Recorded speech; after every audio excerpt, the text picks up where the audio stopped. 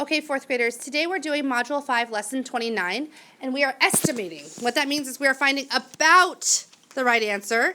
We're not finding the exact answer. And we're going to do this for sums and differences. What does sum mean? What does sum mean, Sparsh? Okay, so we're going to be working with addition. And what does differences mean? Sorry, Nima?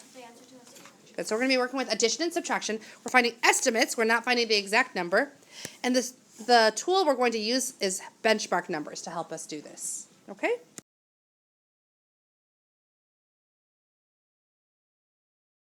So as we just discussed during the problem of the day, when we estimate, that means that we're finding an answer that's about the same. And why do we estimate? If we could always find the exact answer, we know how to do it. Why do we estimate? Anshul? Yeah, when we estimate, we can think about it in our heads. We simplify the problem so that we can solve it easier, okay? So here's the first problem I want you to copy down. 3 1/5 plus 4 8/9. You'll notice that the directions tell us to estimate. This wavy sign here, it's like an equal sign, but the lines are wavy instead of straight, right? That means is about. That's the sign that means I'm estimating, okay? So we can use a number line to help us estimate. If my actual number is 3 1/5, we can see that 3 1/5 is really close to what whole number? 3, right? And then if my second add-in is 4 8/9, we can see that 4 8/9 is almost what number?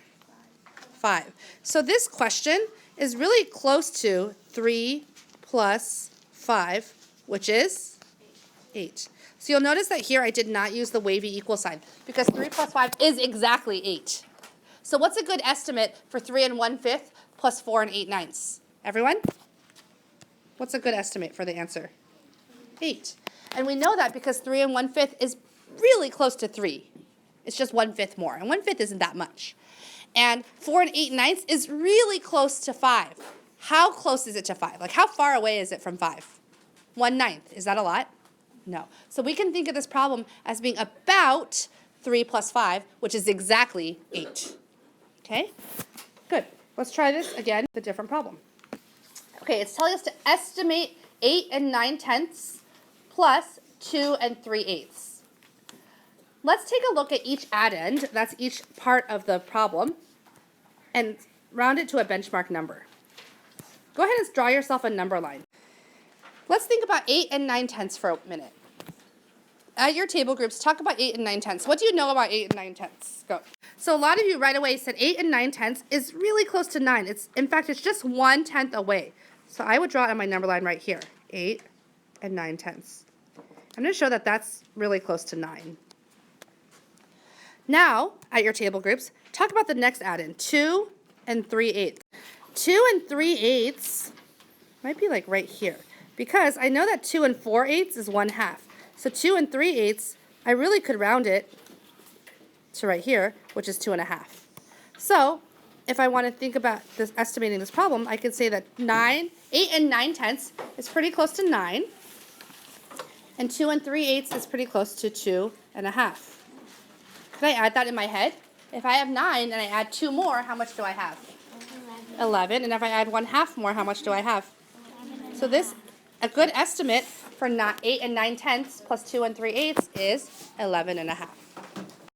Now let's try estimating when we are subtracting. We're trying to subtract 22 sevenths from 15/4. What do you notice about these two fractions? Anshul? They're both improper. When we have improper fractions, it's hard for us to think about because I don't know what 15/4 is close to, and I don't know what 22 sevenths is close to. But if I separate out the whole for each one, that might be easier. So I can say that 15/4 is the same as, how many holes are in there? 3, okay. How many fourths did I use up when I took out 3 holes? 12, okay. So how many fourths are left? 3 3/4, good. Okay. What about 22 sevenths? How many holes are in there? 3, okay, and then what's left? 1/7. Okay, so now I have 3 3/4 minus 3 1/7. Actually, that's pretty easy because I know that 3 minus 3 is nothing. So really what I have is 3/4 minus 1/7. Let's use benchmark numbers. 1/7 is pretty close to what? 1/7 is pretty close to what? It's really close to 1? What's it closer to? 0, 1/2, or 1? Okay, so is this almost the same as 3/4 minus 0? Do you guys agree? So what's a good estimate for 15/4 minus 22/7? What's a good estimate, everyone?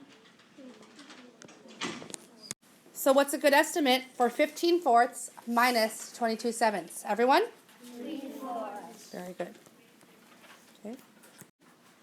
What do we know about 18 and 7/12? What benchmark number is that pretty close to?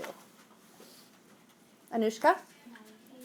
19. Is it pretty close to 19? Yeah. Okay. What benchmark numbers are we thinking about? We have 0, we have 1/2, and we have the next whole number, right?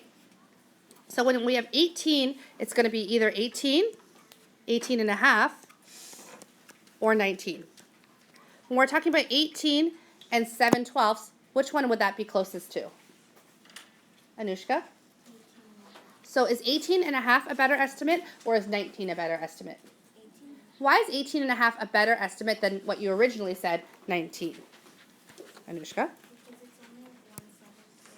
it's only 1/12 away from 1/2, right? So if this were a number line, and here's 18, here's 18.5, and here's 19, 18 and 7/12 would be right here. So you can see it's closer to this benchmark than it is to this benchmark. We always want to use the benchmark number that's closest, whether it's the whole number, the lower whole number, 1/2, or the higher whole number. Okay, so be careful. Don't just round to the nearest whole number. We know how to use halves. So Anushka, one more time. 18 and 7/12 is pretty close to? 18.5. Thank you. 17 and 7/8. What do we know about that? That's pretty close to 18. The reason why we include halves is because it's easy for us to think about it. We can add halves, no problems. What's 1/2 plus 1/2? What's 1/2 plus a whole number? What does a fraction stay as? 1/2, right? Good. So in this case, we have 18.5 plus 18. What is that? What's 18 plus 18? Everyone? 36. 36 plus another half, so our answer is 36.5. You'll notice that I first used the wavy symbol because this part is the estimate. But then here I use the regular equal sign because this really is equal to this. Do you guys agree? Very good.